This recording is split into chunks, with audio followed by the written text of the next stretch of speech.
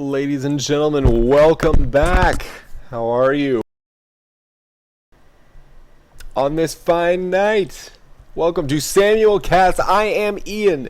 Samuel, as you can see, it's in quotes down there, Barker. If you would like what you see here, go ahead and check out my website at ianjbarker.net. It's up there at the top. I got my very own domain name. Mom, look at me now. What I'm doing here tonight, if you're new to the stream, if you just managed to join us, I'm doing what I like to call practice casting. The key is that my dream in life is to become a League of Legends caster, shoutcaster, broadcasting professional games. And the way that I want to accomplish that is by getting good at it and then doing it. And if you followed that, I applaud you. But ultimately, there's really only one way to practice. And aside from stealing other people's copyright material and then casting on top of it, at least until Riot comes up with a replay system, I don't know, just saying. What I do is I go to the League of Legends client and I take that little part at the beginning, the little like slideshow thing that like flips between 5 different games, and it says watch now. And I pick one of those and I broadcast it. I don't know who the people are. I don't know the champions that they're playing. I just try to give like a little bit of a breakdown and then give some strategy, give some analysis, try to keep it interesting, try to keep it entertaining, and ultimately I'm just trying to hone my craft. And if you're joining me tonight, thank you so much. I appreciate your company. I appreciate the time that you've taken out of your schedule to come here on a Tuesday night from 7 to 9 Central, your United States time. And listen to me do my thing. I hope you get some entertainment out of it. And if you like what you see, go ahead and check out my YouTube channel at youtube.com/IDoKnow19. If you can't remember that, it's in the bottom of the channel. Just go ahead and scroll down a little bit and you'll find it in there. Also, check out my website. Like I said, ianjbarker.net. I bought a domain name. For some reason, it was the most terrifying thing I've ever done in my life, trying to pick out a domain name and make sure that I got it right, because I thought I was going to and also, I got ianjbarker.net, which was pretty affordable. I think it was about $12 a year. But shockingly enough, ianjbarker.xxx was $30 a year. I mean, yeah, it's only $30, but apparently porn domain names are in high demand right now. So if you want one, you better get it quick before it becomes unavailable. But anyway, what we're going to do, we're going to go back and do another game. We casted the first one, which was kind of a blowout, if I may be so bold. Some great play from Zion Spartan, a professional player for Team Coast, who unfortunately missed the playoffs, but his skill is no less diminished because of that. Playing that Akali, Jace kind of taking the game over on that character Polar Bear. And then also Caitlyn offering some damage, and Fiddlesticks doing some great job from the jungle. But what we're going to do is we're going to try to look for a barn burger. I don't want to let you guys go tonight without being at least somewhat entertained. So we're going to take a look at the games available to us now, and it looks like all of them are starting pretty late. So let's go ahead and log out of the client and log back in just so we can refresh the list a little bit. And I'm sure there will come a day when you can actually spectate games. A little more fluidly, but in the meantime, Riot's busy putting together a multinational tournament, so who could blame them for not having that yet? By the way, the login screen, the current login screen for Lucian, unbelievable. So awesome. I have literally watched it and rewatched it probably 3 or 4 times. All right, so the problem is, it looks like the best that we're going to be able to do is jump about 6 minutes into the game. So I'm going to try to give a breakdown, try to catch everything up as quickly as possible in what has probably already been an eventful game. And in the meantime, there we go. There we go. My hotkeys work. Awesome. And in the meantime, we'll just make some predictions and talk a little bit about things. On the blue side, we've got some gold players, some platinum players. And on the purple side, we've got some as well. Gangplank played by Molon. French Maiden Lily played by Fizz Nasty. Udyr played by Abstinent Boy. Gukin. So I don't know the proper pronunciation of that. Sona played by Thanada. Ezreal played by Gamix, Lucian played by Fearless, Darkforge Jarvan the Fourth played by Han, Tyrant Swain played by Meg, Evil Rob, Blood Moon Akali, again Blood Moon Akali, popular skin, played by Are You Gonna Eat You, Zyra played by It's Me, Paul Chan. And just taking a look at the 2 lineups, I am heavily in favor of this blue side composition. In fact, honestly, I like both of them. I think Lucian's a little underpowered right now, which is the one and only problem that I have with the purple side composition, but ultimately, that Udyr jungle is one that I'm going to side with quite a bit, simply because of the versatility that he brings, and a well-played Udyr is extremely difficult to stop. Combined with that, the ultimate from Gangplank, as well as his unbelievable ability to crit the crap out of people, Sona's ability to lock people down, and then, of course, Ezreal's ability to use Arcane Shift to pursue, and, of course, he's probably going to go that blue build, which if we see, he's actually got the... Let's take a look. He's got the BF sword, so he'll probably be pulling that Bloodthirster first. Yeah, he's probably going to be going that blue build, and nobody's going to complain about that, as he'll be able to kite the other enemy champions around, giving them even more lockdown. But the purple team has some weapons of their own. Akali up in his top lane, nothing to sneeze at, in combination with Jarvan's Cataclysm and Swain's ability to lock people down on his own, and Zyra's Grasping Root. On the other hand, just two very crowd control heavy teams. I feel, are two teams with a lot of lockdown. One is in kind of a hard CC, the other one is kind of in a soft pursuit, persistent CC. At this point, I'm going to favor the purple team simply because of Akali's ability to snowball. And if Ignite can get a little bit going on it, it looks like he will be able to do that just now. Will he be able to catch up to Molon? Will he? There goes the net. There we go. There goes the kill. 5 kills to 2, and with Akali sitting at 1 kill, 3 kills on Swain in the middle and 1 kill on Zyra in the bottom. Things are sitting pretty, although only finding themselves about 1k up, this blue team, or this purple team.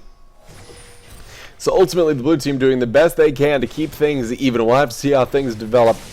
Take a look at completed items. It looks like nothing major done yet. The Tyrion and Italy in the middle, obviously going for that AP build, which those spears are going to sting like a mother by the time that this match is done. And here comes Jarvan in from the back, but Udyr actually countering, going to run in, going to use the bear stance to stun him up just for a second. Now Galax putting down what damage he can, and that Gangplank out actually will take down Han.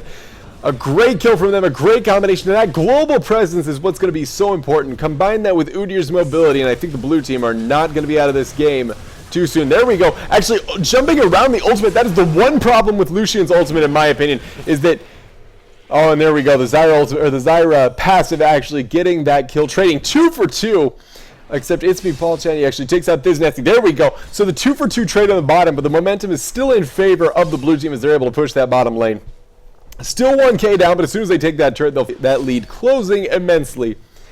Well, like I was saying, the one problem that I have with Lucian, I think he's underpowered right now. I think the ultimate is great for kiting, and that's about it. I have a hard time seeing why it wouldn't be so easy to just sidestep that. But then again, if Lucian's coming in from the backline like a normal AD carry and throws down the ultimate and just sits there with the damage, I think that Lucian's ultimate ultimately does work, because it's virtually the same thing as Miss Fortune's ultimate. If you just step, like literally, I was 1v1ing a Miss Fortune when I had Vayne, and I literally just tumbled out of the ultimate as soon as she started it and stood right next to her and realized, like, wow, I used my Q. She used an ult with a massive cooldown, and I dodged all of the damage. That being said, we'll have to see how this blue team responds to Lucian's ultimate. Potent when used properly.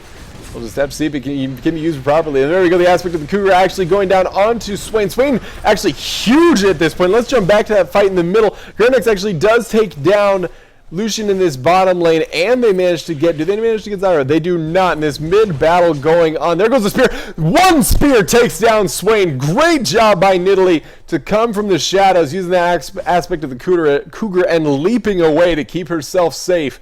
Great work by them in the mid lane, closing this gap 7 to 8, and as the turret, not even with the turret falling, and now the Garnex and Thanata are pushing this turret, suddenly we'll see this gold lead evaporate as quickly as humanly possible.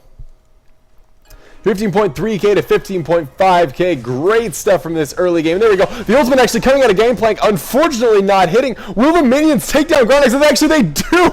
It's me, Paul Chad uses his passive. Actually does not use the passive. The minions do take down Ezreal. Did not have the arcane shift off of cooldown. Those insidious minions. Tricky minions. Taking down Ezreal. So not a clean trade, but with 4 kills to his name. BF sword on him. I don't think he's going to be complaining anytime soon. Here we go. Thiz Nasty actually chasing down on the Han, but Swain will not see the end of that. Using that lockdown just to kind of phase her out for a second. The Crows doing the damage as Medieval Rob gets the kill onto Thiz Nasty. With 5 kills, this Swain is going to become a problem later on, especially if they can peel for him. And there we go. I'm gonna eat you does actually manage to get the kill. I made some kills all over the place. My apologies, folks. On to Gangplank. And Gangplank actually surprisingly holding his own up at this top lane. Down 24 CS, but not down too far in kills. Not down too too far in items. I mean, it's not great, but with the combination of Gangplank's crit ability and Udyr's ability to lock down, we'll have to see how things pan out. 12 minutes, 16 seconds into the game. 1 point, actually about 3/4 of a K up, but hold that thought. There we go, putting down so much damage. This Zyra support offering up so much follow-up damage. Garnox and Thanata struggling to take down those turrets, those little plants, those little nasty plants.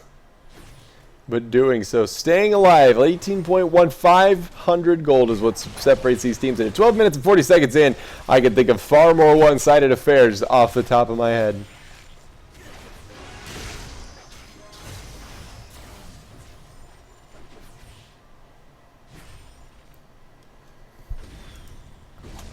Taking a look at the completed items, that tier done onto Nidalee, the needlessly large rod, following that up, so the spears are going to start to sting. And it's incredible how quickly that damage scales on that ability. It's a simple ability, just throw in the javelin, but the damage scales from such an early level. But on the opposite side of things, Swain, happy with where he's at, actually up 5 kills, got that Rod of Ages already. He's going to already start stacking that. But here we go, Garnox trying to put down what damage he can. Will they just take this turret? And they do. Ezreal will just grab the turret. Not issuing the global gold for some map control. Not a bad place, or not a bad decision to make, especially just returning the kill differential. And I'm going to eat you, not done up here. He is going to see Melon popping into the light. And here we go. There's the mark. Will he use the Katana Flourish? He does. Going to hit a lot of enemies nearby. There's the Twilight Shroud. But the Pink Ward going down for Molion, suddenly putting down the ultimate, just warding her off just for a second and putting down the damage, what damage he can. But I'm going to eat you does manage to get out of the range of the ultimate and keep herself safe. So ultimately this fight will continue on. Will we see the parlay? Will we see the parlay? Where's the parlay? Where's that parlay damage? Can't get a parlay. There we go. Just barely doing any damage at this point. Just not having the damage. And actually, Medieval Rob soloing Thiz Nasty in the middle. This Swain is becoming a beast. And at 10 kills to 12, with so many of them focused on that Swain, he's becoming a weapon very quickly indeed, pushing down that middle turret. Udyr will head into the middle, but those crows actually already doing so much damage, sitting under the turret, but a lifesteal from Swain doing so much in reprise. They'll go down to this bottom lane. It looks like the purple team will get the opportunity to fire back. Will they just take the turret down, or will they have to back off? There we go. The ultimate coming out, not hitting either champion, but taking count a couple minions. Unfortunate for Garnox. Now just going to try to keep his turret safe, throwing out Qs, doing what he can. There we go. Just a couple turret hits. That's all it would take, but they're focusing the champions. Great way to manage aggro. Keep that turret just alive for a little bit longer. It is surprising what a difference having a turret alive just for a little bit longer can make. And here we go. Abstinent Boy getting challenged to a fight by Swain in the middle, barely losing any health, but here comes Thiz Nasty. In that aspect of the Cougar, with that AP form, not his strongest form, throws that javelin, but it does miss. Just trying to do what he can, but Medieval Rob will ultimately just lifesteal up, and with the 2 Doran's Blades, no Magic Mantle to protect himself from Thiz Nasty in this mid lane. And then the Rod of Ages giving him so much power. Medieval Rob is becoming a dangerous individual indeed. Iganichu does slay Gangplank up here at the top, and now they have 3 kills on that Akali, as well as the 5.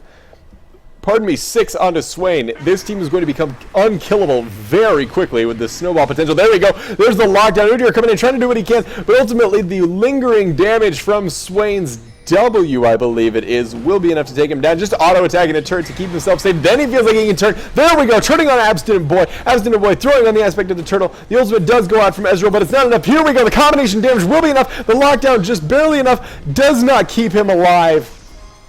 Lifesteal just not enough in the end to this damage, but here comes Akali, looking to make a difference. Jumping in, there's the Cataclysm, holding him in place, but the ultimate comes out of Gangplank, doing what damage they can, and I'm going to eat you, falling very, very low, even with a Twilight Shroud. Will she get hit by the last cannonball? No, she will not, and iFearless does take down Garnox in the reprisal kill. Here comes the teleport out of Thiz Nasty, getting locked in place. Abstinent Boy just trying to hold them in place, so tanky. There's the Stranglethorn, knocking up Thiz Nasty, but it will not be enough. Trying to chase after, where's the Javelin? There it is, barely keeping Zyra alive, barely enough health, and the Stranglethorn will, the Grasping Root will hold her in place. And there we go, the great Javelin. You think you're safe, but ladies and gentlemen, you are never safe from that kill, from that Javelin that does so much damage. And purple team looking to develop their weapons of some weapons of their own, but the blue team is not out of this yet. There we go. There's the Javelin just trying to get some kills down. And that Javelin cooldown time is so huge. This AP Nidalee so strong for just that reason. Here we go. The ultimate form coming out of Sway. Just trying to push the lane. They will not let me take a breath, and I desperately need one.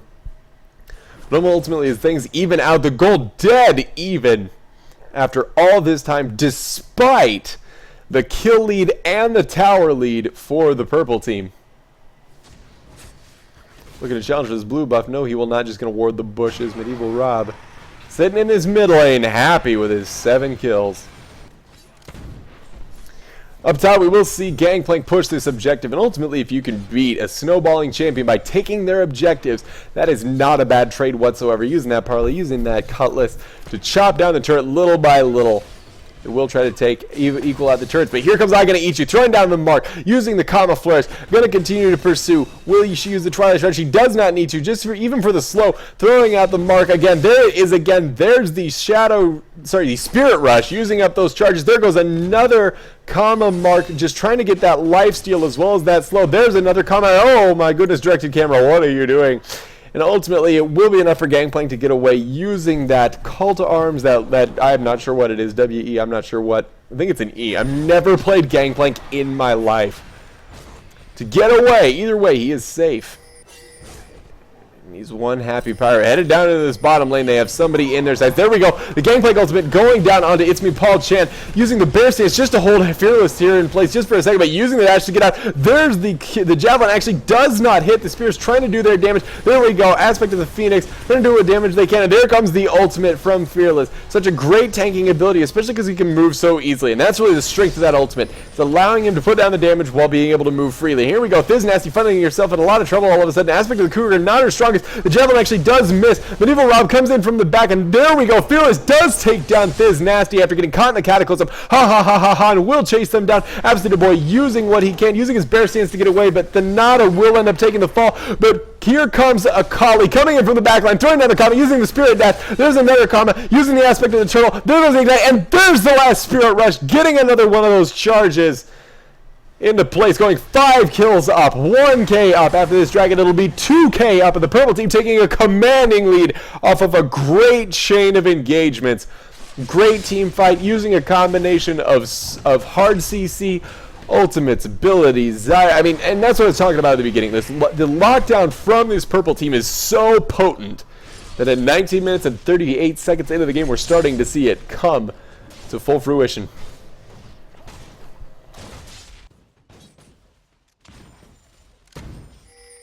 There's nothing left in that. I just need liquid in my throat, and I forgot to grab a water ball. Fearless actually takes down that turret in the bottom. Here comes the Kali, and like I was said, if you want to beat a snowballing champion, go ahead and attack their objectives and take away their opportunity to go at you 1v1 in the lane. But Melon, there's the parlay, not doing any damage to I Gonna Eat You. Trying to put down the return damage, but there we go. Using up the Spirit Rush charges, throwing down that combo just to get some stopping power. But there we go. Speaking of stopping power, the Nidalee Spear takes down half of the health of a Kali. And that burst damage is what's going to make a huge difference against this champion if the blue team hope to carry into the late game unaccosted, shall we say. Abstinent Ray confident in his ability to get out, using that turtle stance to try to keep himself alive. There we go. The lockdown and the stranglethorn. And there goes the ultimate out of Lucian. Enough to take down Udyr. Well played. But Fearless immediately drops to 1/3 health. Those Nidalee Spears doing so much damage. That was all damage. There was no cursing in that sentence. It just sounded like it. True Shot Barrage comes out, not catching anybody in particular. Ultimately, the chasing is on for the blue team. And if you want to talk about what's the biggest asset that the blue team has right now, besides their damage dealers and their ability to lock down, are definitely those Nidalee Spears. If those, I mean, what a game-changing move. I don't know that there are many other moves in the game as game-changing as that, besides maybe the Darius dunk and the Amumu ult. And the Sejuani ult. And the Misfortune ult. And the Sona ult.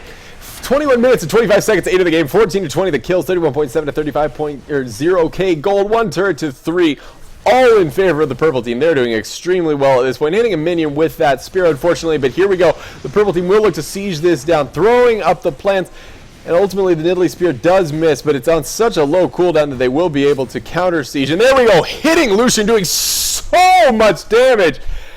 nuking down almost 3/4 of his health, and that's what I'm talking about. That's the utility of that Nidalee Spear. Suddenly flipping a fight on its head, making such a massive difference, but will the lifesteal of Swain be enough? Here we go. Molian wants to lead the charge into the fight using the parlay. Will not use the parlay, will use the charge. Will cook his teammates up, but ultimately nothing coming of it. They will just sit mid. The lanes are about even at the river, so this is a good way to engage for the blue team. They can siege up better than the purple team can, because the purple team is more about dives, whereas the distance damage of this blue team is going to be extremely useful. And there we go. The lockdown on by Swain actually catches onto 2. There goes the Crow, holding them in place. And there we go. The focus onto Ezreal removes him from the fight. Udyr just trying to get away, but the Cataclysm will hold him in place. The one thing that bear can't run from is mountains. Mountains summoned by the King of Demacia. And now the purple team will take their opportunity to throw down the siege. There we go. Catching out Gangplank. And there we go. The might of Swain being used. The Stranglethorn catching Gangplank just for a moment. He's eating those oranges, throws down the ultimate just in time. Medieval Rob will survive just barely, but Zyra takes the fall after the Nidalee Spear hits, and there we go, the aspect of the Cougar. Nidalee getting a great double kill. A clutch moment in the fight for them. 16-24, 3K down, but not out.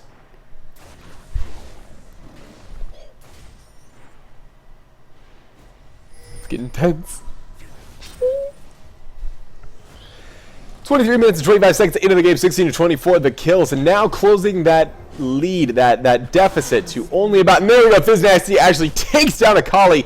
Great shutdown. 5 kills don't mean much if you're stuck in the death chamber for 35 seconds. 17-24 the kills, closing that gap lead just a little bit. It's down to 3K when it was at about 5K. Now they're going to take the opportunity to push their lanes, get back some map control, realign themselves, grab some items. Speaking of items, let's go ahead and take a look at the completed items. It looks like we have the Spirit Visage done onto... Oh my god, I will keep wanting to call Gangplank Udyr. And having them both in the same match is just unfair. Boots mobility, as well as that Spirit of the Ancient Golem, as well as the Spectre's Cowl done onto Udyr. Rhydon's Death Cap and the Sorcerer's Shoes, as well as the tier stacking up for Nidalee. She's doing so much damage, even with just basic damage item. And now that the Void Staff is up, things are on, man. Things are going to happen. Those Nidalee Spears are going to hit, possibly one-shotting them if they've taken a little bit of previous damage. Bloodthirster, as well as Phage and Sheen done for Ezreal. Sightstone, Philostone, Cage's Lucky Pick done for Sona. Going for that gold pretend build, not a bad way to go. I saw a recent blog post where Lemonation talked about how that's the way to go. But hold that thought. Getting caught out in the jungle just a little bit. This is not a good engagement for the blue team. They need to get back. The Grasping Roots will hold on to Melee, but he's far enough away from the team that he will not. There is no follow-up damage. Now Udyr will face check the bush, with the Crow going down, using that aspect of the turtle just to keep himself, turtle stance, just to keep himself alive just for a little bit. I keep calling it by Nidalee's ultimate. I'm not sure why. So now Absent Boy wants to lead the charge, be a little bit over eager. And there we go. The first Nidalee Spear going down, going to push them back just a little bit. They know that the threat is there, but Jarvan is a tanky man who could take those spears. Another long-range spear coming out. Here comes a mark onto Abstinent Ray, but ultimately it's not going to do a ton of burst damage. He's starting to get very tanky indeed. And here comes the ultimate out of Lucian, and that's what I was talking about. He can throw that out, but ultimately it does not do enough damage to make a difference. And here we go. Here's the lockdown. I gotta eat you. Having to use the Shadow Veil to get away. There's the plant from Zyra, just putting down a little bit of follow-up damage, but Swain getting taken so low by that spear. Was full HP before he got hit by that, if I'm not mistaken. There's another one. Never mind, not full HP, but low HP, and there we go. Actually has so much defense to his name that the True Shot Barrage not doing that much damage, but ultimately the blue team will go to take this turret, doing so much damage to it right now. But here comes Akali using the Zhonya's Hourglass as well as the Twilight, trying to keep herself safe. There goes the lockdown, and the ultimate from the Stranglethorn from Zyra actually will knock them all up in the air, with the follow-up damage from Melee using that ultimate, doing so much. That global presence. There goes another spear onto Lucian. He is now a non-factor in this fight. They just want to get the turret down, and they're taking great strides to accomplishing that. Now Swain wants to come in and say something about that, using that ultimate form, putting down so much damage, clearing out that wave, and that, as they say, is that. And what an incredibly swingy set of fights that we have. The Nidalee Spear is doing so much damage, and speaking of swings, with that Dragon Grab, the blue team find themselves only 1K down. 2 turrets down, 6 kills down, doesn't matter. If you can get the items to make your team powerful when it comes to the team fight, that is where things will be decided. And with swingy fights, we see Swain lifestealing back up almost instantaneously as long as he's got some minions around, and that'll clear away the siege by the blue team. We've got the spears added in Italy, as well as the follow-up damage coming out of Gangplank as he starts to get a little bit stronger now, going for that crossbow. Ultimately, it comes down to a question of who has the better defense. And actually, Ezreal not going for that blue Ezreal build, going back to the Trinity Force. And now that the Trinity Force has been buffed and actually has that slow on it, there's almost no reason to go Iceborne Gauntlet anymore. I hadn't even considered that to this point, but with the Bloodthirster and the Trinity Force, he's going to start doing a considerable amount more damage in this team fight, which is something that the blue team needs at this point if they're going to manage to take this turret. And here comes the siege. The creep wave coming in. Turtle stance just protecting from those turtle shots. Abstinent Boy now absolutely huge at about 3-point-something K health. And ultimately the wave clear is just too great. There's the rally by Gangplank. There goes the Lucian. Oh, but missing quite a few people. And as the turret falls, will they have the pursuit damage? They do not. They will just continue to use this turtle shell to keep going. And there goes a Nidalee Spear taking down about a quarter of the health of Fearless. I don't believe it actually connected. Ezreal getting a little bit detached from the fight. There's another rally cry. What is that called? It is his Raise Morale. It is his E. And we both learned something by watching my stream. There was another spear, unfortunately, hitting a minion. Abstinent Boy wants to rush in, and there goes the ultimate out of Gangplank on top of the crescendo from Sona. It's a great team fight combination. Do they have the follow-up damage? But Akali is running rampant throughout this team. Shadow dashing around, using the Twilight Shroud to keep herself safe. But ultimately, Nidalee nowhere near the fight, and neither is Ezreal. They will get a return kill on Zyra, but it is little more than concession at this point as they begin to push down the middle lane, not with the creep wave with them.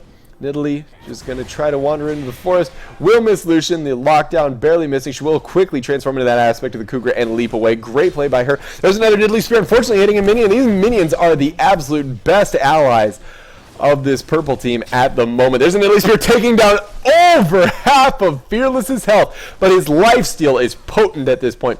Trying to lifesteal back up. He will get over just about half health. And the shutdown from Ezreal, just a simple combination of a javelin and a Q is enough. And more follow-up damage onto I Gonna Eat You. Do they have the pursuit for this? And there we go. Aspect of the Cougar is going to keep racing Biz Nasty down this lane. There's the spear. Barely misses, unfortunately.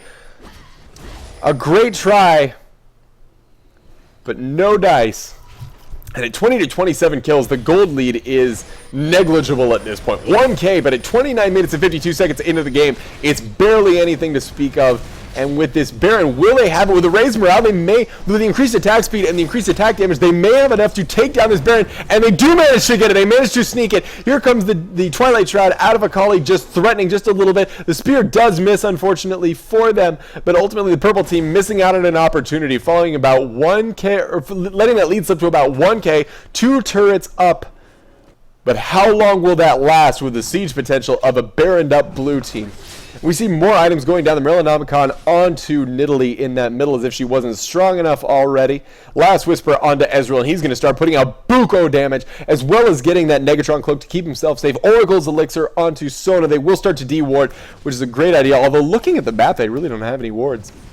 It's okay. It's a good habit to get into. Haunting guys down onto Zyra. Going to be putting out some damage of her own. Lucian just trying to chase. Got that Blade of the Rune King as well as the Infinity Edge looking to duel. He will manage to get out of here in the middle lane. The turret, or the javelin throw being taken in the face by that minion. Pardon me as I gather my thoughts. Javelin Toss. Javelin Toss is the name of the move that I'm looking for. The Crow will actually put down quite a bit of damage on the Abstinent Boy.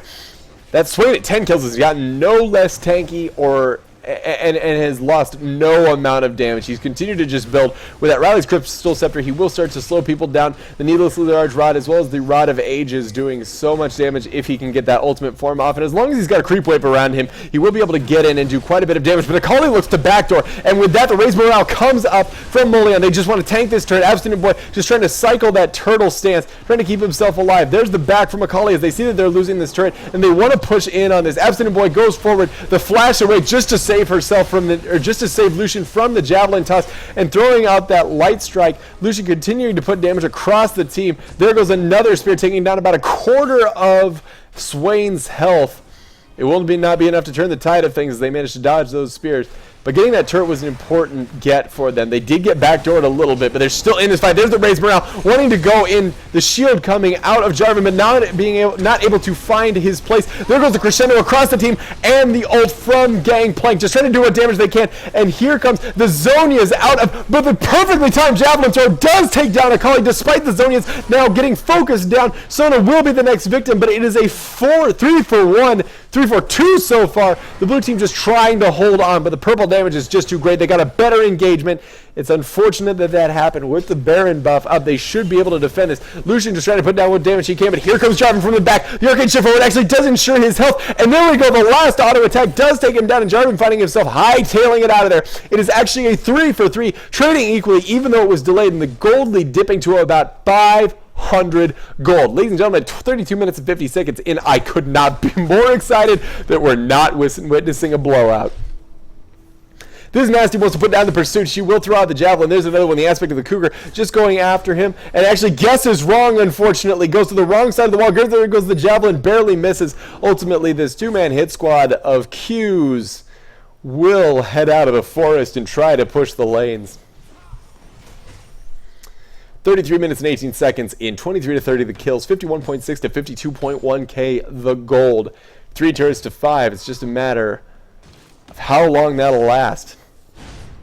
I spent a lot of time talking about the blue team's item. Let's go ahead and talk about the purple team's item. We do have that Rylai's Crystal Scepter, as well as the Zhonya's done for Swain. He has suddenly gone from bad to worse. He is very potent at this point. Here's something we don't see all the time. Locket of the Iron Solari actually being purchased by Jarvan. Won't turn that into a runic bulwark because it doesn't exist anymore. Spirit of Visage, as well as the Spirit of the Ancient Golem done onto him. Zhonya's done for Akali as well. We saw that utilized in the last fight, although it didn't matter. A great javelin toss by Nidalee, ultimately saving her life. Static Shiv now onto Lucian. His wave clear will be immense, which will help a lot as they try to push down the enemy turrets. And that's really what it's about. It's about the objectives. I'm going to eat you, getting caught up here. Will Spirit rush back in? Here comes the ultimate out of Gangplank. Going to use that bear form, and as well as the Phoenix form, just to do whatever damage they can. And here comes the Zhonya's. Will they keep her alive just for a second? This Nasty achieves godlike status as that last javelin hits, but they are being stalked like mad by the rest of this purple team. Coming down through the jungle, the javelin missing entirely, but they want this bottom turret. It's the one objective that is really pushed for them. It looks like they have to backtrack just a little bit to push that. So ultimately the plan is not panning out entirely, but I don't think they're going to give up on this so easily. And here we go. Unfortunately, the ward missing the brush. Thanata putting down what damage she can. There goes the Q out of Garnux. It's not going to be enough. Going to hit the minion. Taking down about a fourth of Medieval Rob's health. Throwing down another Q. And here we see the Qs out of Ezreal starting to do a lot of damage. Starting to penetrate really badly. And an incredible 3-man crescendo. But a minion has destroyed the purple turret up top. Trying to do what damage they can. And Lucian ultimate doing so much damage to Udyr. And the final strike does go down for Fearless. Fearless suddenly finding himself. And there goes the ultimate, the passive from Zarya, missing everybody. But the damage is done. It is actually a 2-for-1 ultimately. Thanata getting taken out as the root hits. Garnix trying to put down what damage he can. There goes another spear out of Fizz Nasty. Trying to do what damage they can. Using the aspect of the Cougar, but ha. And Fearless will get behind the turret and take them down. But Fizz Nasty with a one-shot onto Swain takes him out of the fight, and this fight is not over yet. Now Blitzcrank. Oh my god. Ultimate coming down from Gangplank. There goes the barrier from Fearless, just trying to duel and do the best he can. And there we go. Molion taking down Fearless. A big shutdown kill for them. And now they're chasing on to Jarvan. Aspect of the Cougar going to give her some pursuit potential. As soon as she gets here, she will use the takedown. And she just use this Cougar damage? No, she will transform. She will use the javelin throw to take down Jarvan. But Akali, not content to let that go, will stalk in this bush, and ultimately the blue team will back off. A great play by them, and just great back and forth fights. And actually, the blue team take a 3k gold lead. This is the momentum swing that makes this game so damn exciting. 36 minutes and 32 seconds into this game. I'm going to eat you. Going to try to go in the middle, and suddenly that snowball Akali at 666, that unlucky kill death assist number coming back to haunt her. I'm sure that's it. I'm sure that's what's caused her to die in the last 2 team fights. Shredder's Revelry now done onto Sona, which will give them a lot of pursuit potential, because if there's one thing that they're missing out on, it's the ability to engage. The Jarvan jump in, the Akali jump in, the Stranglethorn, they're all distance engagement tools, whereas really the only engagement tool that the blue team has is Udyr. So now that they have a little bit of extra burst, or like a little extra boost of speed to get themselves into the range of the enemy team, that will make a huge difference as this goes down. 61k to 58k, the gold fire turns to 5, all even up at 37 minutes and 23 seconds into this game. Folks, I don't care if you don't know these people, this shit is exciting. Throwing out the javelins. Nidalee will just try to put down what damage she can, but ultimately the wave clear from the blue team, proving enough to force the purple team back on its own. There go the plants as well as the Q from Lucian, just trying to push this lane down as quickly as they can. No Baron buff, no problem. There goes the rally cry. I forgot what it's called already. Raise morale from Gangplank, but they do manage to catch Abstinent Boy. He uses the turtle as well as the bear stance to get out just a little bit. And there we go, catching Swain. There goes the Zhonya's Hourglass. The catch onto Zyra means the Stranglethorn will not go down yet. Will she be able to survive? She will not. The Gangplank ult takes her out, getting caught in the Cataclysm, but ultimately Jarvan is caught in there with them. They're not caught in there with him. The Zhonya's coming out of Akali. We'll keep her alive just for another second. Getting the burst damage, and now I'm going to eat you. Actually does take down Udyr. A great play by her just to get what she can, but the spear by Thiz Nasty takes him down, and now the pursuit is on. The javelin does come out. Garnex, will he go for this? Does he have the ultimate? He does not have the ultimate. Taking the turrets, and there we go! The arcane shift gets him behind the turrets and pulls an ace on the purple team. 4k up, about to go 6 turrets to 5. A great momentum swing by them, just playing patiently, using a combination of great ults and great positioning to take advantage of the purple team's squishiness and winning the game thus far. But hold on, folks, we are not done yet, because there's a Swain with 12 kills on him and a Lucian with the same, and if they have anything to say about this, this game will go on probably until I strip my vocal cords. Thanks a lot, guys. 39 minutes and 4 seconds into the game, 33 to 36. The kills favoring the purple team, but the gold 6k in favor of the blue team. 7 turrets to 5. And after taking that inhibitor, suddenly the pressure is on. The question now becomes, how does the purple team respond to this pressure? Pose themselves. Do they play patient and focus on map control? Do they keep themselves from getting caught out in the jungle? Or do they panic and go for ill-advised engagements and lose the game as a result? I can tell you what most of my teams would be doing at this point, and it would be getting caught in the forest. But these are pros, people. These are professional amateurs. Ezreal takes the red buff, warding up the Baron as the next fight is clearly around this extremely important objective. If the purple team can take this Baron, suddenly it's a new leash on life. They get that increased health regen that will allow them to siege up for longer periods. They can get some kills in return. They can continue to feed their already extremely strong carries. And maybe this is Akali's time at 7, 7, and 7. A beautiful lucky number. Maybe this will be the time that she shines. Well, the blue team are not content to let this happen. They're going to continue to push this lane. And over here in the bottom lane, we actually see the blue team, or the blue lane, has pushed clear up to this bottom turret, which has actually been taken out. And just taking a look at the completed items as we head into the next fight. That's Seraph's Embrace, as well as the Rabadon's Deathcap, Morellonomicon, Void Staff, and Zhonya's Hourglass. And that extra magic penetration means that Nidalee will suddenly be doing a lot of damage when this purple team finally decides to engage. Heading up here to the top, we actually see a 4-man rotation top by this blue team. They want to try to pressure things. Udyr caught down at the bottom. I'm not sure if this split push is actually a good idea.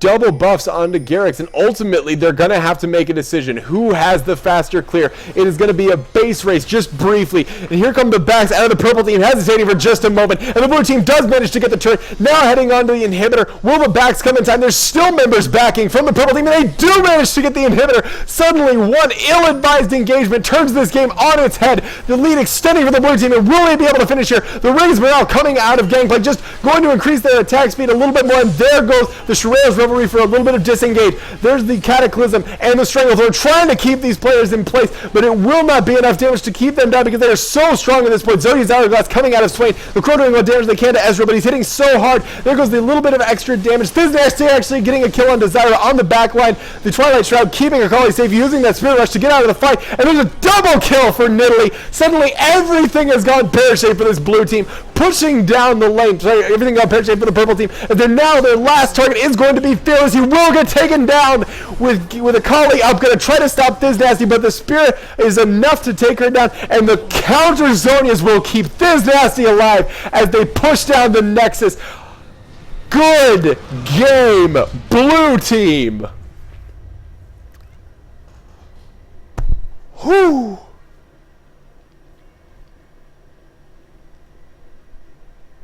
So I'll just take a breather. Me especially. 38-36, the final kill count, just barely pulling it ahead of the end. 10k gold, 10 turrets lead, and a 1 Nexus lead for the blue team.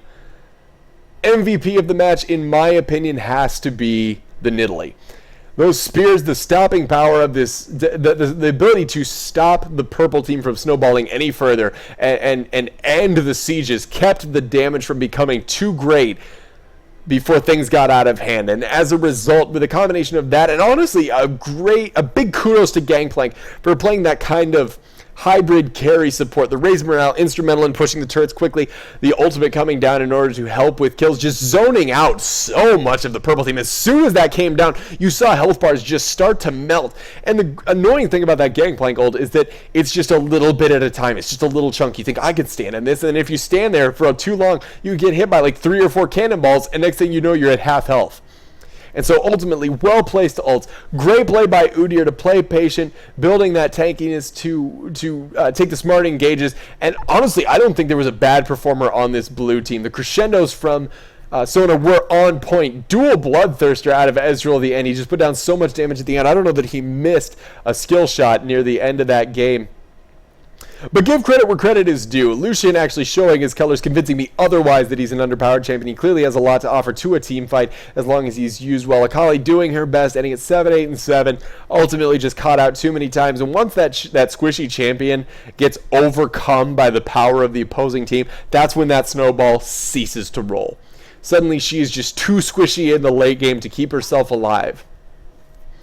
Jarvan trying to take what engagements he can, doing a good job of using the Cataclysm to kind of zone out the damage dealers, but ultimately it wasn't enough. And Zyra's strangling. I mean, ultimately, I don't think there was a bad performance on this team. The blue team just pulled it out at the end, pulled together, and used their team fight capabilities better than the purple team. I don't think the purple team fully understood what they needed to do over the course of a team fight, and with a lot of single target damage going down from Akali, that kind of immediately took out or eliminated the ability for her, because ultimately once the Cataclysm goes down, the engagement has collapsed into that single space, and Akali can't rush into that, because if somebody is locked in that Cataclysm, suddenly she's screwed.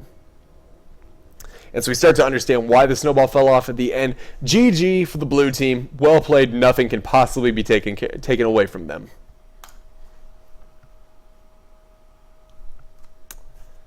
Good game.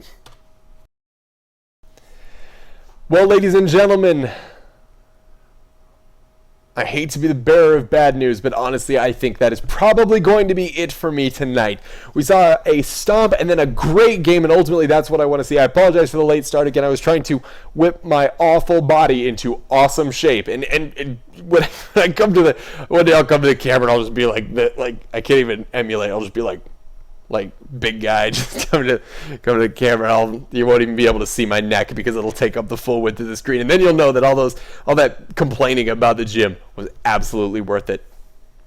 A stomp and then a great game. I appreciate you guys sticking around. If you managed to tune into the stream for a little bit, go ahead and visit my website at ianjbarker.net. I have a website named after me. Did it myself. Again, my name is Ian Samuel Barker. Thank you so much for joining me tonight. As always, keep your stick on the ice.